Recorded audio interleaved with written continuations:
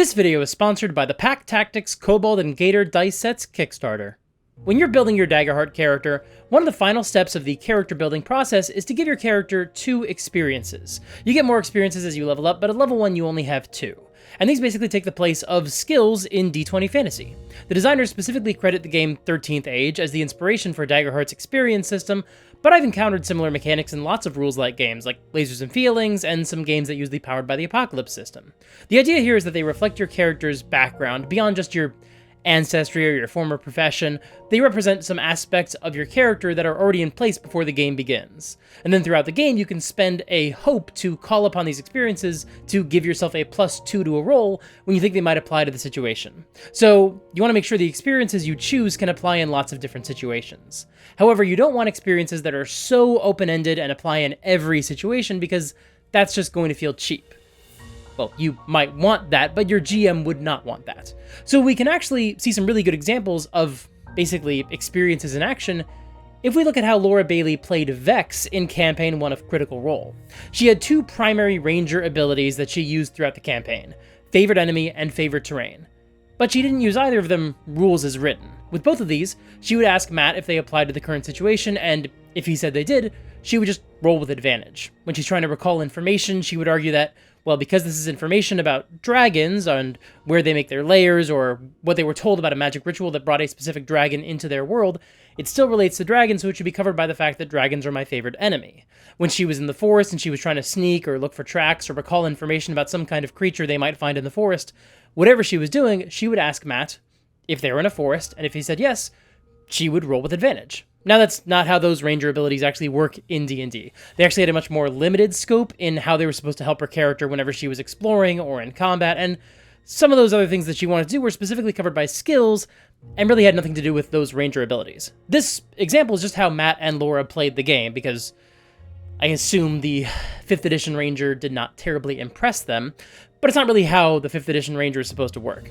But this is exactly how Daggerheart's experiences work. I can imagine a Daggerheart version of Vex who had 2 experiences: Dragon Expert and Nature is my domain. And so anytime she was in any of these situations I just described, she would actually be able to try to make an argument for how these experiences applied to the current moment, and she would get a bonus to her roll. We're trying to remember something we learned about these dragons 20 sessions ago. Can I use my Dragon Expert experience to get a +2 to my roll? This isn't really how it works in D&D 5e, but it's exactly how it works in Daggerheart.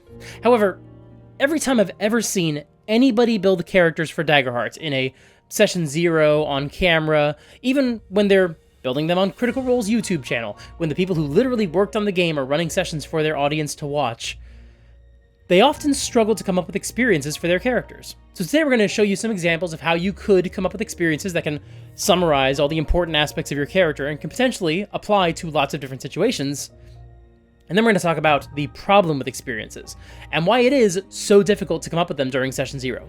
If you like this video, make sure to subscribe. I've been cursed by a certain algorithm wizard to make a bunch more videos, so if you're not subscribed, you might miss some of those. So make sure to hit the subscribe button and ring the bell so you get notified of each new video I put out. Now, the book does have a chart of example experiences, but I find the value of showing you those is not really in giving you a list to choose from, but instead in showing you what different experiences could look like. So you could create your own that perfectly match your character, but that are still in line with the design goals of the game. Because the book also says, before creating experiences, you'll want to have a solid idea of who your character is. The background questions are especially helpful for this. When you're ready, work with your GM to create 2 experiences that have shaped your character. Now, I think the perfect way to understand experiences is to try to come up with experiences for characters we're all familiar with, so you can see how I'm distilling certain aspects of these characters down to just 2 experiences for each. But I don't want to use Vox Machina or one of the other Critical Role parties for my examples, because I know there are some people coming to Daggerheart and seeking information about experiences and trying to learn more about this game who might not be fans of Critical Role. So if my goal is to use a character that I know my audience is familiar with, the different Critical Role characters would certainly work for my core audience, but not for the broader audience that I'm hoping finds this video. So instead we're going to use some characters that every single human being on Earth is familiar with: the Avengers. And we're going to start with Iron Man. Iron Man is an incredibly distinct character. He is enormously complex. He has a lot of depth and a lot of different aspects to his character. But so many aspects of his character can be summed up by one single phrase: genius, billionaire, playboy, philanthropist. Great moment. Iconic line. And if I was your GM, I would absolutely not let you use that as an experience. Because it's basically 4 experiences you're trying to shove into one. Genius would be a great experience for Tony Stark. Billionaire is excellent. Playboy, okay, that's not bad. Philanthropist, I mean, I don't even know how you would use that one or how often it would come up. It could maybe come up in social situations as a way for you to get access to a gala or something, but it certainly isn't going to come into play that often. Even across the span of 3 Iron Man movies, 4 Avengers movies, a Hulk movie, a Captain America movie, and a Spider-Man movie, Tony Stark went to 1 fundraising gala. I actually think Philanthropist is too narrow to work as a Daggerheart experience. Billionaire Philanthropist, well, now we're talking. Because not only is Billionaire Philanthropist still a fairly straightforward concept, we understand what that is, but you're also getting all the benefits of Billionaire, which is a great experience to use, and you're also adding in the more limited usage of Philanthropist. So there's a case where you could have 2 experiences, Genius and Billionaire Philanthropist. But that being said, I still don't think we're really doing the best we can to summarize Iron Man. After all, this iconic line wasn't even in the first movie he was in, it's in the 3rd, technically the 4th. And Tony Stark gets described a lot of ways in a lot of different movies. You've been called the Da Vinci of our time. What do you say to that? Absolutely ridiculous. I don't paint. You're right, Tony. Da Vinci of our time is a confusing experience. I'm sure that's what you meant by that. Renaissance Man would actually be a lot better, but even then I think we're back to something that's too broad for gameplay. Because Renaissance Man literally just means you're an expert in a bunch of stuff. So I actually think this is even more broad than Genius, let alone Genius, Billionaire, Playboy, Philanthropist. And what do you say to your other nickname, the Merchant of Death? That's not bad. Yeah, it's not bad, but it's not great. It's an accurate way to describe this character, but not really in a helpful way that you can use to apply to your roles. Textbook narcissism. Agreed? I know there's been some online debate about whether or not Tony Stark actually qualifies as a narcissist. I'll leave that to people more informed on that subject to discuss, because I think that kind of misses the point of today's exercise. Because once again, how would you use this in your game? Not a good example. So you're a man who has everything. And nothing. Okay, now we're just reading Tony for filth. At age 4, he built his first circuit board. At age 6, his first engine. And at 17, he graduated summa cum laude from MIT. Okay, this is something I think we can actually work with. Genius is pretty good, but robotics prodigy is something I personally think is a lot better. Maybe we can shift it to science prodigy, since he also created the Jarvis AI, which is close enough for robotics to work for Hollywood purposes. If you're actually involved in robotics or AI, pretend you didn't hear me say that. But then when we get to the first Avengers movie, he also becomes an expert in thermonuclear astrophysics. He literally invents time travel in the 4th Avengers movie, so we will say science expert or science prodigy. And what about the fact that he's a billionaire? Well, I think we just give him the highborn community. That gives him the community feature privilege. You have an advantage on rolls to consort with nobles, negotiate prices, or leverage your reputation to get what you want. That's very Tony Stark. So we've got the highborn background and the science prodigy experience. But can we capture some more of the rest of Tony Stark's energy in a second experience? How would we describe Tony Stark without talking about his wealth or his brilliance? Sometimes you gotta run before you can walk. I think this does capture a lot of different aspects of Tony Stark. He's reckless, he's cocksure, he's arrogant, he's confident, and Daggerheart also suggests you can use phrases as your experiences. Catch me if you can, fake it till you make it, first time's the charm, hold the line. These are all example experiences offered in the book. I think we can wrap up everything we just used to describe Tony Stark in one expression. Move fast and break things. That's a more common expression used in our real world by people in the tech industry, but also, unlike sometimes you gotta run before you can walk, move fast and break things can actually apply to lots of different Daggerheart situations. After all, you could use it very literally. Move fast can apply to when you're trying to get around the battlefield in certain ways, or catch up with someone you're chasing. Break things works for when you're trying to knock down a door or rip down a wall, but I could also see this attitude applied to projects you're working on in your downtime, like building another suit of armor, which is really where we most often see Tony Stark express this attitude. I've also prepared a safety briefing for you to entirely ignore. Which I will. And this attitude can also apply in social situations, where Tony is not really interested in who he's offending, which potentially helps Tony get the upper hand on the people he's talking to. He's so cavalier, he's interested in moving fast and breaking things socially, that it basically gives him an advantage in his negotiations or conversations. I don't want to get off on the wrong foot, do I? Look at the patch of the eye. Doth mother know you weareth her drapes? You can call me anytime. I'll put you on hold. I'd like to watch the line blink. So yeah, if I was playing Tony Stark, those would be my 2 experiences at level 1. Science Prodigy and Move Fast and Break Things. Now, On the subject of using phrases to sum up a Marvel superhero, let's take a look at the phrase that would have been the most well-known to a general audience before the 2000s. Don't make me angry. You wouldn't like me when I'm angry. So let's talk about that phrase and how well it sums up who the Hulk is. Obviously, it can be used in any situation where he's angry, like anytime he's doing Hulk stuff, you can use this for a bonus to your rolls. But it can also be used in intimidation scenes. That's kind of the perfect way to use it, actually. In the original TV show where this phrase originated, it was used as a way to try to get this investigative reporter to back off, drop the subject. And in the 2003 movie, it's used twice as basically a way to get the bad guys to run away from him as he's about to Hulk out. It pops up in the 2008 film in a similar context, as he's trying to de-escalate a situation that's looking like it's going to turn violent. Of course, while that's kind of become Bruce Banner's unofficial catchphrase, the Hulk definitely has an official catchphrase all on his own. Hulk! Smash! However, I think this is pretty redundant with the last one. I think anything you could use Hulk Smash for, you could also get the same modifier by applying "you wouldn't like me when I'm angry."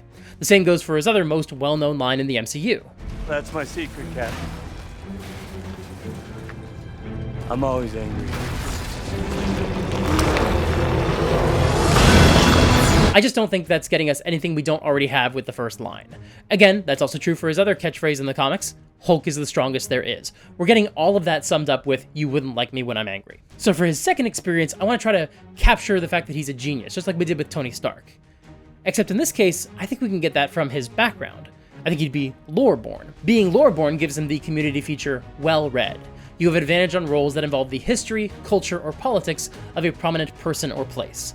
I would basically just ask my GM if I could fold science into that. If my GM says no, then okay, scientific genius can be our second experience. But if the GM is okay with us using well-read to cover science in the place of, like, history, since that better fits the character we're coming up with, then that means we would have one more experience to work with. And I think I'm going to have to go with resourceful. In that 2008 movie, which is pretty underrated if you ask me, we can actually see that he's built his own centrifuge out of whatever trash he found in the dumpsters of Brazil. I think in a deleted scene, you can actually see him scavenge all these materials and build it on camera, but even without that scene, you can still tell it's made out of, like, a bicycle wheel and other random garbage. And his resourcefulness is highlighted throughout the film. He goes from having literally nothing except for the ruined post-Hulk transformation pants hanging onto his body and being stranded in Guatemala, to looking like a functioning member of society and being in a completely different country, in Virginia, only 17 days later. They're not gonna just pop up.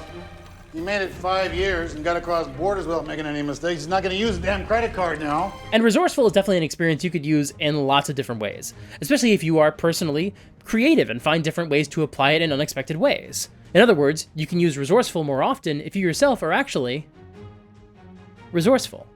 Please hold your applause until the end of the presentation. Now, we mentioned catchphrases, and our next Avenger certainly has something that could qualify, kind of a mantra, if you will. Whosoever holds this hammer, if he be worthy, shall possess the power of Thor. Obviously, when you're making Thor in Daggerheart, this has to be the first experience. But before we write it down, we should probably talk about it a bit, because how would it actually work? I guess I would say that it applies to situations where you're acting heroic, particularly self-sacrificing, protecting innocence, taking on your royal responsibilities, being a leader in battle. Those are all situations that I think would potentially grant you the bonus if you use this experience. But I'll be honest, if I was the GM and someone was playing a character like Thor in my game, I would probably want to have a discussion with that player before the campaign and figure out what they meant by worthy, so I could see how they plan to use this experience. That doesn't mean they couldn't find other uses as the game goes on. That's part of the fun of experiences. They're flexible enough to not be used the same way every time. But I still think I would at least want to know what the player felt qualified for this character as being worthy. What made this character worthy? What does that mean? And how are we going to evaluate whether or not they are worthy in any given situation? Now, for our second experience, originally I was going to give him an experience like Prince of Asgard, but once again, Thor is definitely a highborn character. He's the son of the All-Father. He's the prince of the pantheon of gods. You don't really get more highborn than Thor. That doesn't mean you can't still use backgrounds as an experience. The book suggests a bunch of sample experiences that are just backgrounds from other games. Assassin, blacksmith, bodyguard, bounty hunter, the list goes on. So yeah, you could do Prince of Asgard if you don't just want advantage on rolls that apply to your highborn community, but you also want to be able to spend a hope to gain a bonus on them. But instead, I want to bring in some other aspect of this character and use those as an experience. Now, I think these Marvel movies, especially the origin stories in Phase 1, are exceptionally good at introducing these characters to a new audience. They show a character living their life, they show us all their flaws, and they bring us along on a journey so that we can even start to predict how these characters will react to certain situations. In the first Thor movie, we meet him at this grand ceremony dedicated to him, but then it's interrupted by an attack by frost giants, and we see him argue with his father, insisting they should start a war with them to teach them a lesson. Break their spirits or we'll never dare try to cross our borders again. You're thinking only as a warrior. This was an act of war. It was the act of but a few, doomed to fail. Look how far they got. We will find the breach in our defenses, and it will be sealed. As king of Asgard. But you're not king! Not yet. He flips the banquet table, Loki talks to him, and somehow during that conversation, Thor gets the idea in his head to invade the home of the Frost Giants himself. That's funny. And all that does a great job of establishing this character, so when we get to this moment, the audience watching the film always reacts in exactly the same way. Run back home, little princess. Dad.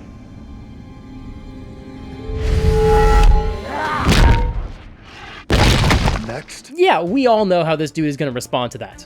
Because Thor is proud. And I actually think that is a fantastic experience to put on his character sheet. Proud. It can be used in situations where he's being noble, it can be used in situations where he's being adored by his fans, and it could be used in situations where he's being headstrong and cocky and throwing caution to the wind. That feels like a really versatile experience. So now let's move on to our next Avenger, the first Avenger, Captain America. And come on, you immediately know what one of his experiences is going to be, right? I can do this all day. I can do this all day. I can do this all day. I can do this all day. Yeah, I know. I could do this all day. This can pretty much be used for any situation that involves having a lot of endurance, but it can also be used for intimidation, to try to get people to back down from a fight, just like the Hulks. So that's our first experience, no contest. But the problem with trying to pick a second experience for Captain America is that he has so many good options. I don't want to kill anyone. I don't like bullies. I don't care where they're from. The price of freedom is high. It always has been. And it's a price I'm willing to pay. We may not be perfect, but the safest hands are still our own. We don't trade lives, Vision. Whatever it takes. That's like 6 bangers, and we can't turn them all into experiences. But Steve Rogers is a soldier, which means we could give him the Order-born community, which gives him the community feature, Dedicated. Record 3 sayings or values your upbringing instilled in you. Once per rest, when you describe how you're embodying one of these principles through your current action, you can roll a d20 as your hope die. This basically gives him another 3 experiences, or close enough to it, that we can still fold some of these ideals into his character. We'll use, I don't like bullies, the price of freedom is high, but it's a price I'm willing to pay, and whatever it takes, which can help represent Cap's tendency towards self-sacrifice, which pops up a lot. And then for his second experience, we'll give him Strategist. That's not really a huge part of these films, outside of one scene where he glances at a battle map and memorizes all of its details, but in the comics, Captain America is supposed to have a really good head for strategy. That's also supposed to explain why his shield always comes back to him, because he's able to instantly do the calculations to figure out where he can throw the shield so it bounces off of all his enemies and ricochets right back to him. That thing does not obey the laws of physics at all. Okay. Now, as you can tell, I've really focused on experiences that are also quotes or mantras. Partially that's because it's just easier based on the way I'm handling this exercise. I'm making a video, and I have tons of footage I can use of people delivering these awesome lines that sum up these characters really well. But also, I think it's really valuable to have an experience that you can essentially repeat at the table out loud, basically as a motto. That's certainly not how everybody plays these types of games, but it's absolutely part of the way I tend to play my own characters. Even going back to my Space Marines campaign back when I just got out of college, I kept just shouting gregarious as I would roll my gregarious skill. So I like having some sort of mantra or quote or catchphrase or slogan that I feel sums up the character really well. My first D&D character always used to say, I bet you've heard of me, or I think you've heard of me, something along those lines. Perhaps you've heard of me, that's what it was. When, in fact, nobody had. Because I like sort of having these mantras. And if we're using the Avengers as examples of coming up with experiences in Daggerheart, and we're talking about mantras that can sum up a character, there's one last example we have to talk about. With great power comes great responsibility. So our final Daggerheart character for today's exercise is Uncle Ben Parker. Actually, you know what? Let's make Spider-Man instead. I think it's going to be easier once the character gets into combat. Ben Parker might not be able to hold his own. Yeah, let's use Spider-Man. Now, this experience we just used could apply anytime Spider-Man is doing anything responsible at all. Anytime he's forced to choose between what he wants to do and what he needs to do. And honestly, anytime he uses his powers to save somebody. For Spider-Man's community, you could make a case for lore-born since he's a science nerd, but you could also argue that he's ridge-born, but instead of cliffs, it's the skyscrapers of New York since he spends so much time swinging around them. Or he could be Sly-born because some versions of Spider-Man are pretty good at interrogating criminals. Come on, man, look, who is selling these weapons? I need to know, give me names or else. You ain't never done this before, huh?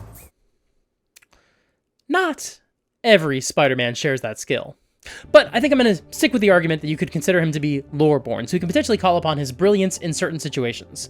So we've got his background and his first experience. With great power comes great responsibility. You heard the one about great power coming with great responsibility? With great power comes Don't great... you dare finish that sentence. Don't do it. I'm sick of it. But we do need one more experience for Spider-Man. And I was looking at the list of suggested experiences in the Daggerheart rulebook, and there's a category called characteristics. And the list includes examples like affable, battle-hardened, bookworm, charming, cowardly, friend to all, intimidating presence, lone wolf, loyal, prankster. That one was interesting, because then I remembered there's one more very important part of Peter Parker's personality. He's a smartass. Here's your change!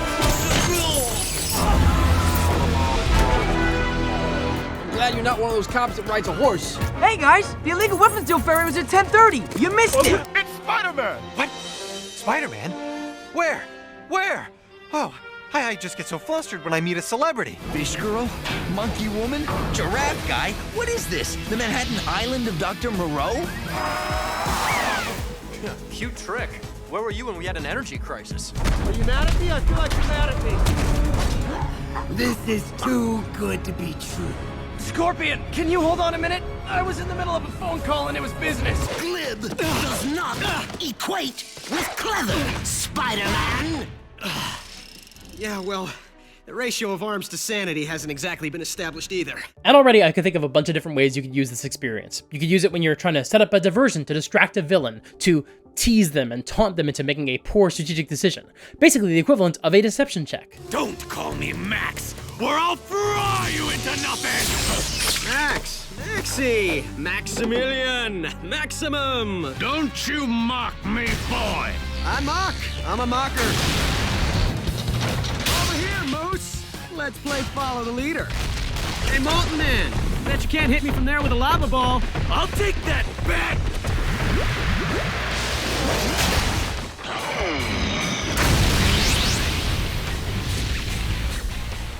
Sucker! Okay, on the one hand, the way Josh Keaton delivers that last line never fails to crack me up. But on the other hand, Spider-Man, you're talking to a gambling addict. There was a whole episode about it. You're gonna tempt him with a bet and then tease him for taking a bet? Dick move, Spider-Man. But that kind of proves my point. If you were playing Spider-Man, you could use your experience as a smartass to allow you to exploit information you know about your enemies and rile them up. I can also easily see you using your smartass ability to try to coax more information out of your enemies, essentially trying to get them to monologue. Whoa, Max! Don't tell me you're scared of a second-rate schemer with a funny voice. First, I'm not scared of nothing. Second, Master Planner ain't second-rate nothing. And besides, Spider-Man's sassy comebacks are such an iconic part of his character, you really can't create him in any role-playing game without finding some way to integrate them. My fans expect a certain amount of quippage in every battle.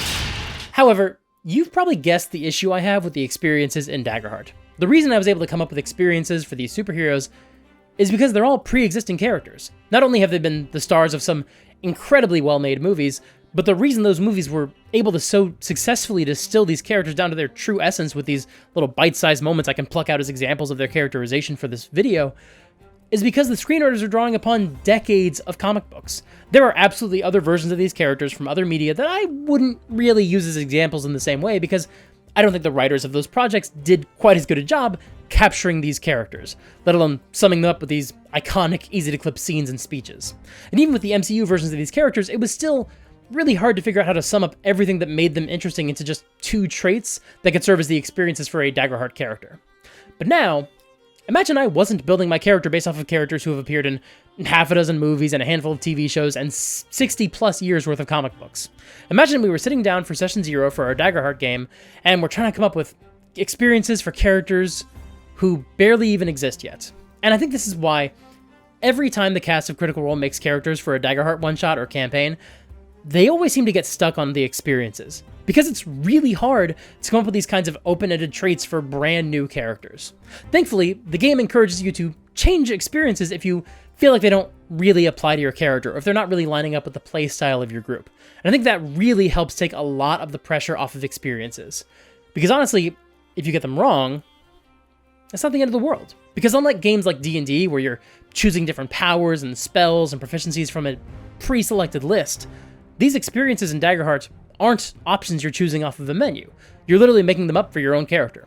So yes, I do think the format of coming up with experiences is kind of tough. I think it can be too open-ended, and it can be exactly the kind of thing that happens sometimes during character creation, where you just feel like you're banging your head against the wall, trying to come up with some combination of words that will not only make for a useful skill that you can deploy in the game, but also do a good job of capturing everything you want to say about a brand new character.